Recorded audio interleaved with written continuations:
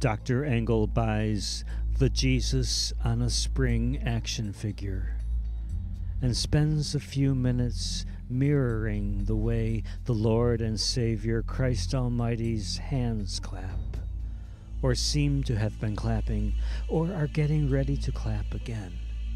Go Team Jesus. Or we're maybe praying, Our Father which art, and have been released like a bad film straight to DVD or video. Or maybe Jesus has hands to go with his vibrating, his floppy frenzy, goofy, limp-wristed. Dr. Engel imagines suction cupping Jesus to the side of his computer. Tech junkie Jesus, while he emails. A nice alternative to the cross. At the cross,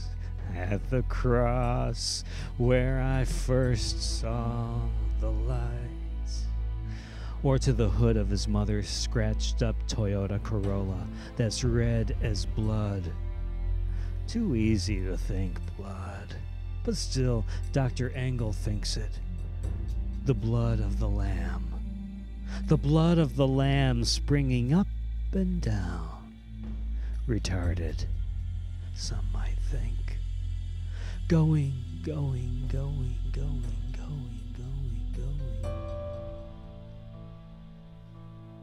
Dr. Engel survives the blackout in New York City and predicts the birth rate to skyrocket and the amount of gay boys needing penicillin to increase and increase until his waiting room is just a strobe light and cocktail away from being a gay bar. He thinks of Alaska and how it's dark there, though everybody he's talked to who's lived there says it's not what everybody thinks, not blue and moist like an orifice, or mysterious like a virgin birth, or Christ, for that matter, who instead is shaved and shiny, shaking it like a lap dancer, working the bars of Alliance, Ohio, and a few more towns beyond.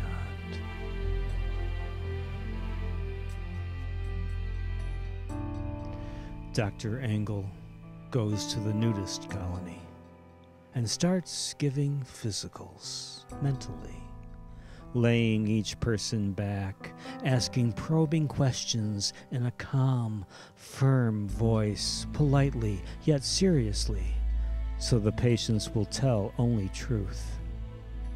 Are you experiencing any pain? When was your last period? The last time you had sex? How is your diet?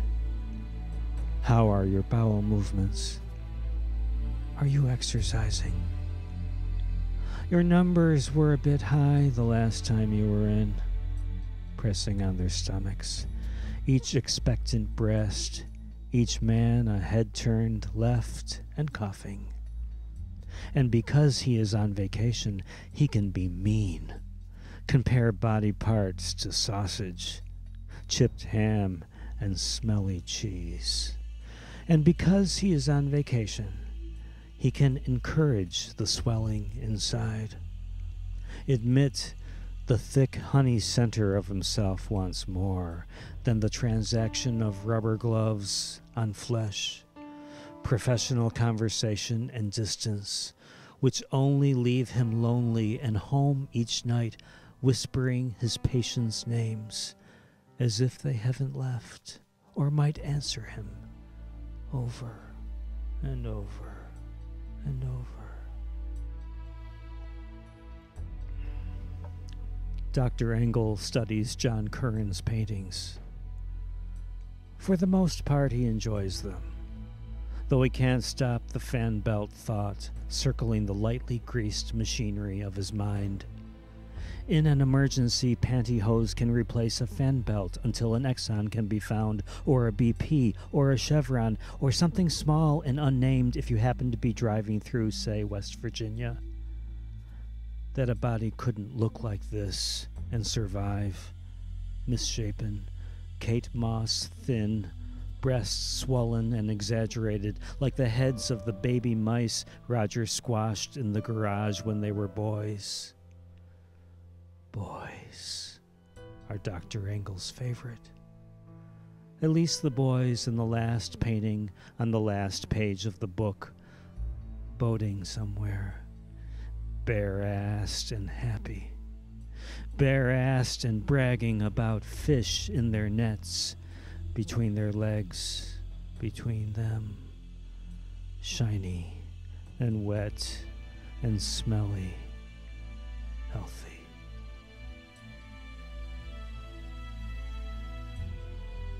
Dr. Engel passes a generically attractive couple on Avenue A and considers the way their bodies fit together like a jigsaw puzzle was the way the nurse described it to him in middle school. The middle of the man and the middle of the woman sliding together, sliding together, sliding together, locked the way his father told him dogs lock.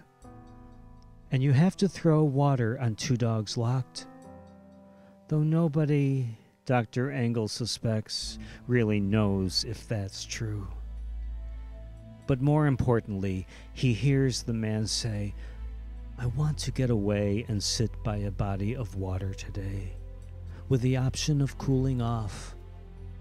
And Dr. Engel resists the urge, like the urge to pee, to tell the man that his body is mostly water, is, in a sense, a body of water.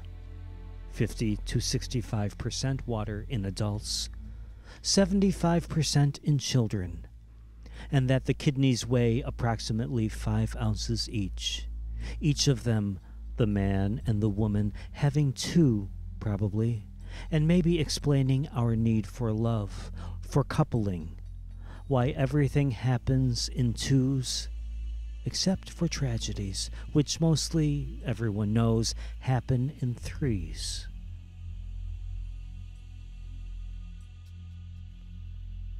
Dr. Engel teaches the poet how to swim. At first, the poet won't take his shirt off, undress in front of the knowledge of right and wrong, and so much for so long has been wrong. Dr. Engel assures the poet his body is one big elbow to him, that every guy swims with his shirt off, and off the shirt with more coaxing comes. The poet trembles. "Good boy," says Dr. Engel. The poet covers his chest as if he has breasts, as if to say, "I can't give you everything." Dr. Engel grabs his hands, peels them back like stickers, as if to say, "I wasn't asking," and leads the poet down the bank over grass, slippery and shiny as wet hair, mud like dough between their toes, rocks jabbing the soft of their feet as water rises. The poet is afraid of the water. "Let go of my hand and lay back." "I can't," says the poet, his fear floating up as he thinks of water in his ears, the sound of death, a possible infection. "I won't let you sink," says Dr. Engel. "I'll write prescriptions." And half abandoning himself to loss of life, of body, of being not seen, the poet falls back, and with the palms of the small of the poet's back, Dr. Engel holds him like a trophy after a sporting event, like Jesus holding a lamb in a tacky church painting, steadily, lovingly, eternally, as if to say, "I'll take all your loneliness away," as if to say, "I'll never let go," before, without warning, he does.